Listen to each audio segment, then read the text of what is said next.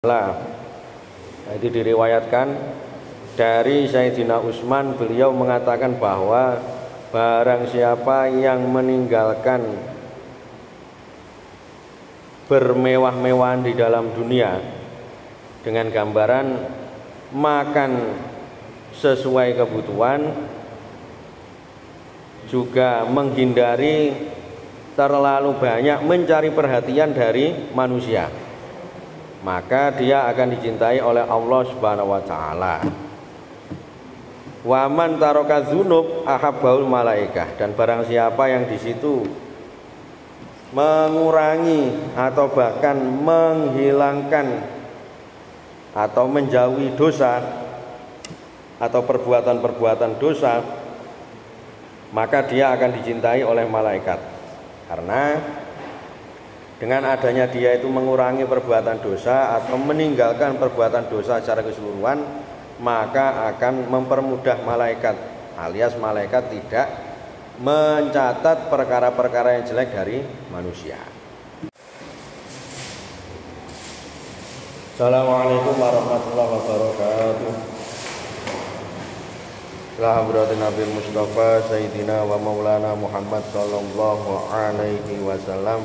Wa lahadrati Asyikh Ibnu Hajar Al-Asqalani wa Syekh Nawawi Umar Al-Bantani wa la jami' masyayikhina wa ila jami'i man sabaqana fi hadzal masjid Masjidul Rahimah wa ila hadrati Fatihatul Qoryah Al-Fatihah. A'udzu billahi minasy syaithanir rajim. Bismillahirrahmanirrahim.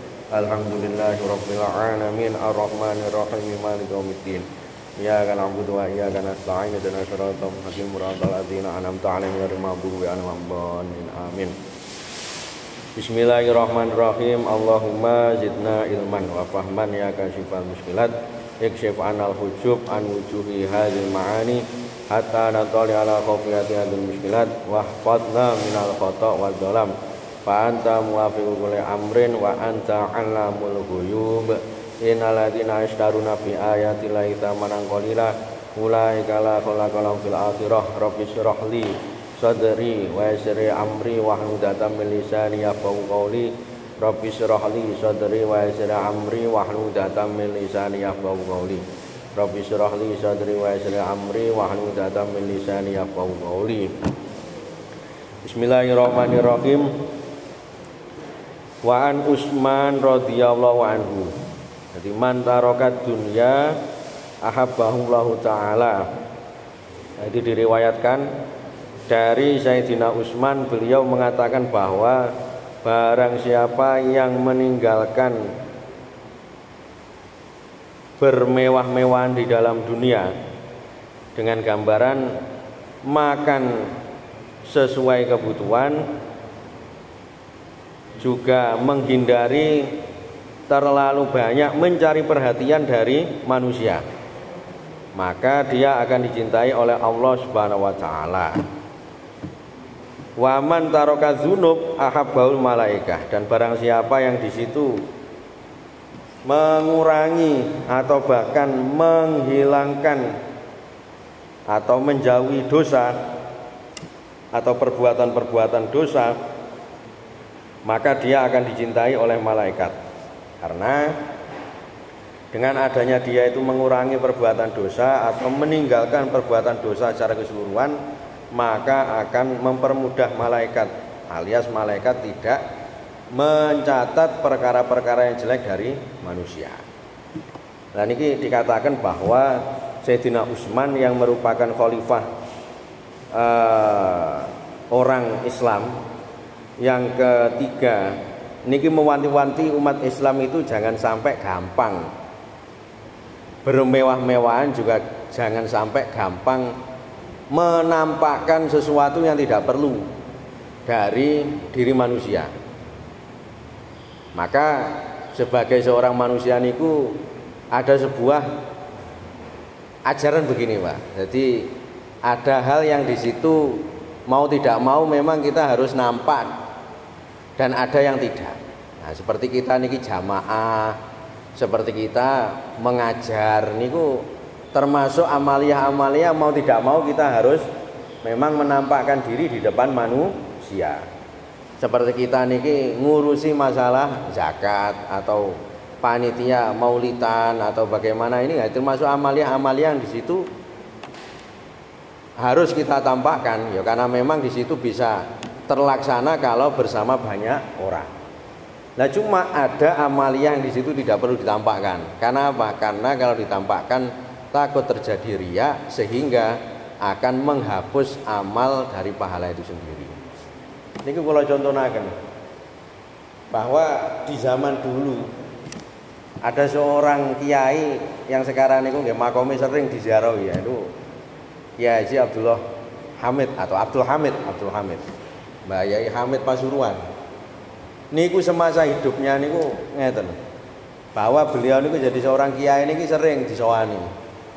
Sering beliau niki mendapatkan nggih ngapunten, istilahnya duit amplop lah. Nah di saat itulah beliau niki keranten beliau niki kiai zuhud. Jadi nggih kata tamune cuma wakilan niku daharane sekedhik. Jadi beliau niki daharane nggih pas wayahe luwe mawon. Bahkan wakilan niku kadang sedinten nggih mboten dahar. Padahal rezekine niku nggih ibarat banyu niku nggih ngrujuk. Air itu ibarat air itu mengalir deras. Nah niku akhirnya ketika mendapatkan rezeki min haitsu la yahtasib itu diam-diam niki beliau sering tumbas beras. Tumbas beras niku akhirnya napa? Didumaken tiang-tiang fuqara masakin, dan hebatnya lagi lek ngedumne niku sampai diangkat ki ambak, Pak. Dari zaman dhisik mboten enten media sosial, mboten enten napa malih niku syuting-syutingan. Orang ketika beramal dan tidak menampakkan diri atau tidak menampakkan amalnya itu mudah. Jadi sampai betok karung beras itu dipikul, dibawa sendiri, dihantarkan di tempat orang yang membutuhkan itu malam-malam hari. Sehingga sampai dulu niku kondang bahwa ketika malam hari ada orang kelaparan, injing atau paginya itu orang tersebut ini mesti bisa masak, karena ada orang yang menghantarkan beras. Terus ngoten. Lah akhirnya pas wae beliau wafat niku, maka amalia-amalia semacam itu sudah tidak ada lagi. Sehingga wakilah orang fakir miskin niku nggih susah ditinggal Mbah Hamid niku keranten tidak ada lagi orang yang menyantuni dengan model semacam itu. Nah, zaman saniki lek mau tidak mau kan yang namanya membantu itu kan harus dipublis, di napa syuting rumiyin, di lebetaken status rumiyin. Nah niku nggih sae mawon, tapi yang lebih baik ketika kita ini membantu orang lain tanpa ada ikatan. Karena apa? Kalau tanpa ada ikatan niku tiang niki nggih gampang ikhlas, jauh dari sifat riya atau jauh dari sifat seneng memamerkan amal yang di situ tidak perlu. Dikatakan lagi, waman hasamat tomak minal muslimina habbal muslimuna, dan barang siapa yang di situ menghindari atau mengurangi sifat tamak atau mengharap sesuatu yang tidak perlu dari orang sesama muslim, maka dia akan dicintai oleh orang Islam. Jadi etikanya sebenarnya kalau nanti dalam urusan duniawi, orang Islam ini sebenarnya sebaiknya dia menyisihkan sesuatu yang dia punya. Dan kalau dia tidak bisa menyisihkan, setidaknya tidak merepoti sesama umat Islam. Artinya dikatakan ilam tangfa ya la tadurrahum. Ketika engkau tidak bisa memberikan andil bantuan kepada sesama muslim, minimal jangan membahayakan atau jangan merepotkan. Terus ngoten.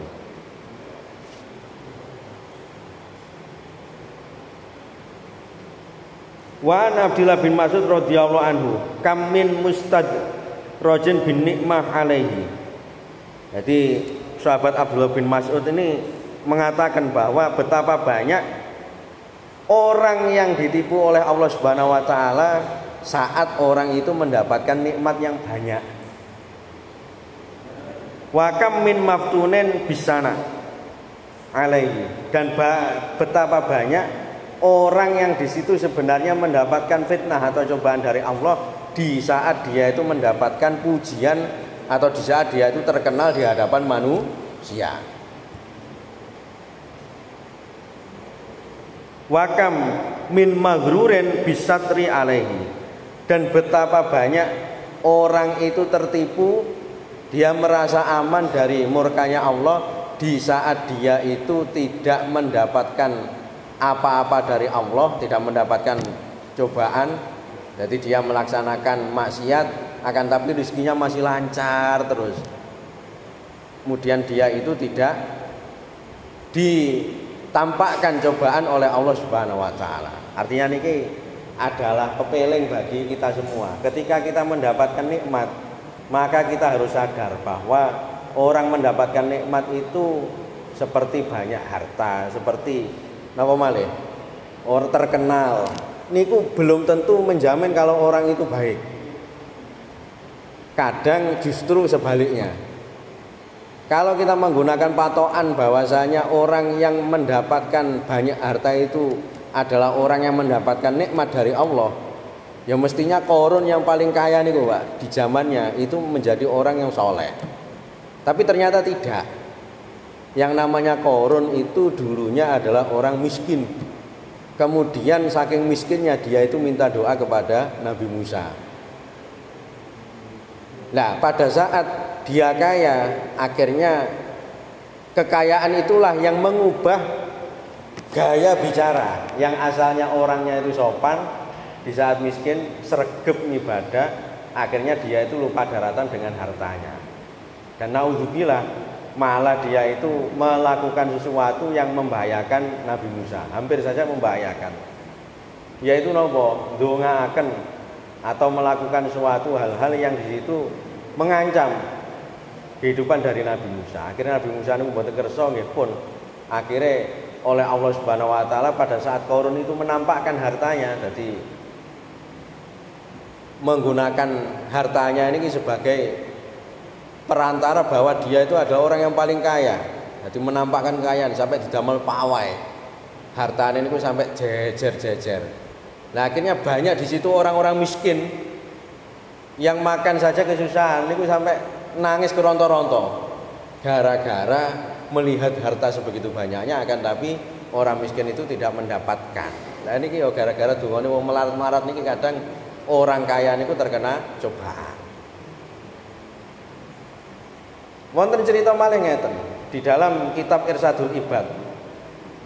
Jadi ada cerita seorang nabi yang terkena cobaan, terkena penyakit. Nah, panjenengan pernah mendengar bahwa ada seorang nabi yang namanya insyaallah Nabi Ayub. Niku terkena cobaan. Bukan Nabi Yakub, Nabi Yakub. Terkena cobaan berupa pisahkan dengan anak kesayangannya, kemudian sampai beliau niki sedih dan ketika menangiskan air matanya habis niki akhirnya penglihatannya ini berkurang. Nah ini sebabnya apa Pak? Sebabnya jadi wakilah Nabi Yakub dengan anak-anaknya itu ngadakne mayoran, dalam artian bakar-bakaran, dalam artian apa niku istilahnya ini masak bareng.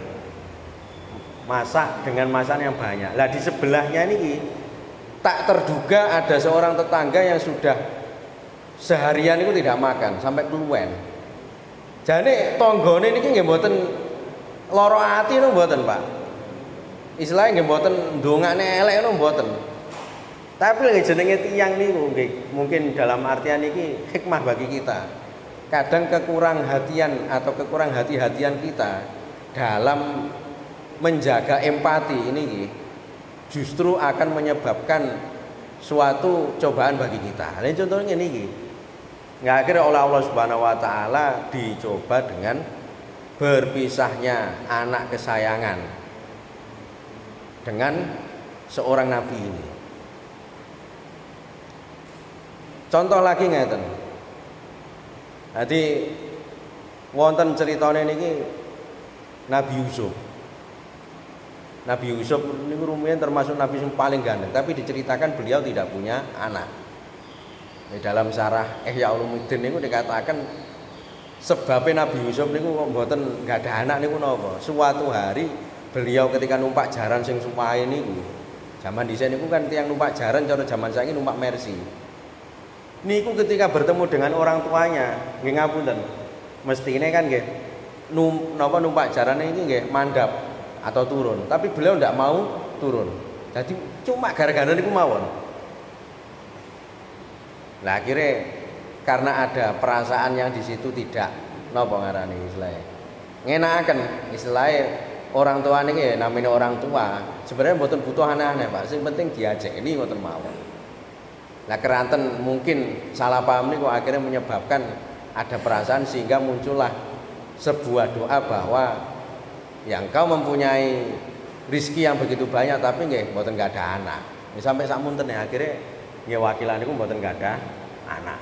Nah, ini yang saya maksud bahwa meskipun njaga empati niku nggih mboten wajib dalam artian secara hukum syariat niku nggih cara mboten dilakoni nggih mboten napa-napa, akan tetapi begini.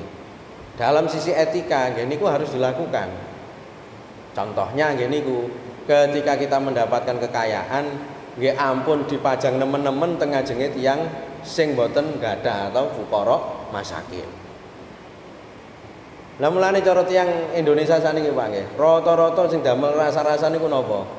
Nggih ngapunten, ada seorang kaya yang di situ memamerkan hartanya. Di saat orang Indonesia niku nggih ngapunten untuk beli beras saja kesulitan. Saking kesulitane pemain anduman beras itu sampai rebutan, oyok-oyokan. Dan itu kan sebenarnya kan hal yang di situ tidak patut. Oleh karenanya ini sudah disintir oleh Sayyidina Utsman jauh-jauh hari bahwa orang itu sebisanya jangan sampai terlalu menampakkan hal-hal yang tidak perlu ditampakkan. Bicara zaman saya arahnya flexing lah. Jadi panjenengan ketika punya harta yang banyak, ini jangan terlalu ditampakkan. Soalnya nopo, nggih siji niki nggih sakaken sing fuqara masakin nyawang niki keronto-ronto, Pak. Pomo sampai enek pencurian, kadang sebabnya niku nggih krana tiang melarat niku mboten kebagian haknya dan dia sudah tidak kebagian haknya. Dia itu diimin-imini oleh perkara-perkara sing jane mboten perlu ditampakkan. Nah niki. Sehingga Sayyidina Utsman mengatakan jangan terlalu bermewah-mewahan dalam bentuk menampakkan banyak harta di depan orang-orang miskin. Dikatakan lagi wa an aliyan radhiyallahu anhu inna min na'imid dunya yakfikal islam ni'matan. Jadi termasuk dari nikmat dunia yang paling saya niku napa? Ketika kita mati dalam keadaan memeluk agama Islam. Karena nopo? Karena begini. Aslinya tiang Islam niku sesudah mati ini kan ada kehidupan, yaitu kehidupan ukhrawi atau akhirat. Nah, sehingga ada yang menggambarkan bahwa orang masuk dunia atau hidup di dunia niku ibaratnya tiang mampir ngombe. Kalau di ibarat tiang mampir ngombe, tujuan aslinya niku ketika dia itu sudah mati. Sehingga ada yang mengatakan bahwa hidup di dunia niki nggih mazra'atul akhirah. Ibaratnya orang bertani, orang di dunia niki bercocok tanamnya. Panennya ketika di akhirat. Nah, ketika di dunia niki kita dalam bercocok tanam niki tidak sungguh-sungguh, mboten gelem ngopeni tandurane, tapi malah kita hidup berleha-leha sehingga kita lupa kalau kita punya tugas, yaitu apa? Kita merawat tumbuhan kita. Kita di dunia punya tugas untuk bercocok tanam dalam bentuk kita niki melakukan amal-amal yang soleh. Lah kok kita nggak mau melakukan, berleha-leha nggih pun. Akhirnya besok yang kita panen niku nggih sedikit atau bahkan tidak ada sama sekali. Jadi umpama atau masal atau perumpamaan orang yang di dunia itu tidak mau hidup melakukan amal-amal yang soleh, niku napa? Ibaratnya orang yang menanam padi kemudian tidak diramut. Akhirnya apa yang terjadi? Hama itu muncul dan tanaman itu tidak semakin berkembang tapi semakin rusak. Orang hidup di dunia dikasih fasilitas berupa satu, tubuh yang sehat. Tubuh yang sehat itu maksudnya bisa sholat, tangan masih bisa digerakkan, Kepala masih bisa dibuat untuk nunduk. Seluruh badan masih bisa dibuat untuk sujud. Kok gak gelem sujud? Nggih ibaratnya duwe modal untuk bertani, nggih cuma dia tidak mau menggunakan. Malah menggunakan modal itu untuk dihabiskan hal yang tidak perlu. Terus ngoten. Lah akhirnya pas wae liyane panen dek niku malah rugi. Terus ngoten. Sehingga dikatakan bahwa termasuk nikmat yang paling baik niku nggih ketika kita bisa menjalankan agama ini dengan baik dan benar. Karena dalam Al-Qur'an dikatakan wa ma khalaqtul jinna wal insa illa liya'budun. Bahwa saya ciptakan atau Allah ciptakan manusia atau jin di muka bumi niki tujuannya apa? Supaya beribadah dengan Allah Subhanahu wa taala. Ya oleh karenanya ngeten Pak, wonten kalau ulama niku mempunyai pandangan bahwa orang yang hidup dalam keadaan kaya atau miskin itu nggih sami mawon.